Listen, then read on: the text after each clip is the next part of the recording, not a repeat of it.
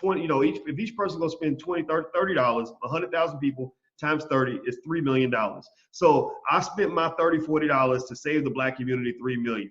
But I deserve an ass whooping because I'm gonna tell you this, Dr. I came out of that theater and I did a short little clip and I said, I feel like I need to wash my eyes out with soap. I said, I could not believe what I saw on that screen. I couldn't.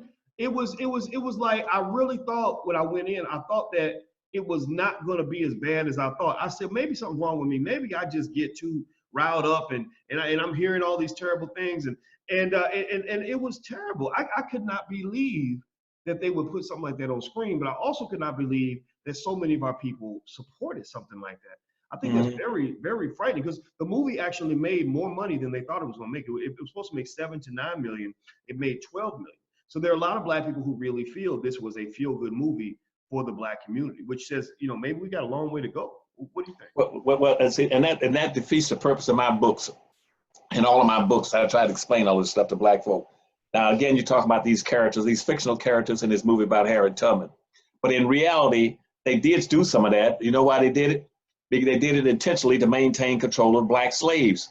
See, on most of these big plantations, the white man, you only had two, you didn't have that many white people on a plantation. You had one white person for every 4 or 5 blacks on a plantation. So when it came for ass whipping time on a plantation, if you got 200 slaves, you got to whip some ass. You know what did the ass whipping? They pick a big and burly black man and make him whip the asses on the plantation. And whenever they wanted to lynch a black on a plantation for whatever reason, what they would do? They would pitch a black man, but they'd call all 200 of those black slaves around and hang a black man from a tree. But guess who would be putting up the rope and hanging it and pulling the rope? It'll be a black man. So that black folk come to despise their own people and distrust the black male. All this stuff has been planned and propagated to maintain the negative attitudes they have about black people in America. And I devoted 60 years of my life trying to explain all this to black folk in all of my books. And that's why the last book called was the Black History Reader, 101 questions that you never thought to ask. The first story is about the social construct. I asked black folk, you know about the social construct? They said, no, I read, after you read black, yeah, I read some black books. I read one about second slavery. I read one about 900 years of slavery. I read something that's factual.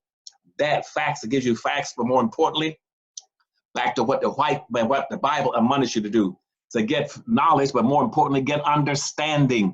You keep buying these books that might mention a slave here and a slave there. Nobody gives you the understanding. Go buy these damn books and understand this stuff. White folks perpetuate that kind of stuff intentionally to brainwash black folk and being against their own people, to perpetuate negative images about the black man and why you shouldn't trust him. And then the white man you had a few little white men that did some bad things, but by and large, all white people love black folk. And white black women should be getting together with white women, getting together with all groups, loving everybody. And I said, that's BS. Learn how to practice self-interest first. Start loving your own people and quit buying into this BS propaganda. And that's why I might let you off the hook for that free ass whipping. Giving somebody $30 to go watch a movie that is strictly against black folk, but they're gonna trick black folk into going and watching that because it's about black folk, and black folks think that anything about black folk is good. They'll go in and spend the $30. That's like going to the damn Popeyes restaurant and getting that damn chicken. You used to go out and spend $5 for a damn chicken sandwich, and again, that is a negative. But black folk will go do it. So I don't see very much difference between making a stupid movie about Harriet Tubman that's untrue and designed to brainwash black folk, and then using black images of a black woman selling Popeyes chicken, and got black folk lined up for 2 damn blocks to get in to buy a damn chicken sandwich. And I don't understand that. And right here in Washington D.C. last week, guess what? I got a couple of comments. People said, Dr. we're sick of talking about the Popeye chicken. Well, let me give you another point about the Popeye chicken. Last week, a black man and the line was so long with black people lined up going and buying chicken from a white man Popeye restaurant. And one guy wanted to jump the line and get ahead of some people. He got into an argument with another person. He turned around and stabbed the man to death. So now they're looking for him. I said, why would black people stop, kill a man, to get in line, to get ahead, to give their money to a white man who's selling chicken to them? Or why would they go to another restaurant and because they're out of chicken, go up there with guns and threatening to shoot the doc off the door and to kick the door down to get in and buy chicken, even though the owner says we don't have any more chicken? Barry, that this is propaganda. And even that chicken restaurant. See, that goes all the way back. That goes, I told you about the birth of a nation about 1914 and 1915. Guess what? Between 1910 and 1911, guess what? 3 of the most popular movies in the country about black folk. You know what it was about? A black person chasing chicken. Whoa. Did you know that? No. Yeah. As a matter of fact, and they you ever heard this kid called and the little rascal called Farina? No. Okay, let me hold a second. Let me. I'm gonna show you something. And maybe you can pick it up. And while you look that up, Dr. Anderson, I want to ask everybody, give me a yes or no if you knew about that. If you knew what he just said about how the 3 most popular movies around 1910, 1911 about black folks was about black people chicken. Tell me if you knew that, and also tell me if you knew about John Horse. And I point this out because not only do I want Dr. Anderson at some point to talk about John Horse so that everybody walks out educated about him, but also it's a reminder that your teachers need to be black on important issues that affect your community, history, economics, and things like that. I'm just a big advocate of good black teachers that you trust because you're going to get lied to if other people educate you about who you are. But Dr. Anderson, did you find your reference? I'm gonna put this book up to the screen. Can you see that book? Can you see that? Pull the image up just a little bit higher so everybody can see it. I can see the top of their head, but I think you got to lift the book up a little bit. Oh my goodness, look at that. Wow, do you see that? Do you guys see that? Tell me if you all see the chicken image on the screen. And look at the head, Farina, look at that head with plaits and ribbons on it. Look what he got in his hand. Can you see that? Wow. Yeah, he's got a chicken. Now, who is that? That's he's on the Little Rascals?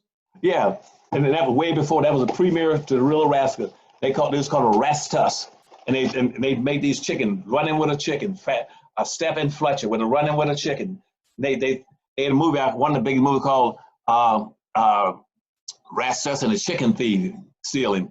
I mean, there's always a whites take any kind of negative image, and they figure out how to glamorize it and go get black folk to come in and buy the chicken or spend $30 to come see a movie. That's a fictional movie about Harriet Tubman that runs her down, probably suggests that she's gay, and then that the black man is a crook, beast, and a brute. See, I don't even watch that kind of crap. And that's why I write these books. I'm telling black folk, please read the damn books. I put in 60 years of my life writing these 5 books, explain all this stuff to you. I'm too old now. I'm tired. I just got out of the hospital a couple of times. I'm getting weaker. I can't keep telling black folk the same thing. I tell them, buy the library pack. Any and everything they want is in there. That's why we get a chance in that regard. Have you got the the Black History Reader in front of you around there in the place? I do not have it with me because I'm in Houston right now. Okay, that's okay. At home in my desk. Right, I was going to tell you to read the first question there about the social construct. And blacks don't even know about the social construct. There's a social construct that was put in place in the United States Constitution that decided all these things and never remained unchanged. Nobody's corrected them. And the only person that raised Cain about this all of my days was me, not civil rights leaders, not black elected officials, none of those things. So black folks just go right along with the propaganda that's put in the papers every day. And that's why if somebody shoots 5 blacks in the head, they say, we sure is, but we ain't angry. We accept that. That's life. They don't understand the issue. They won't read. And they have no leadership. All the leadership is given in to the realities of racism. They've joined now and got meritorious manumission.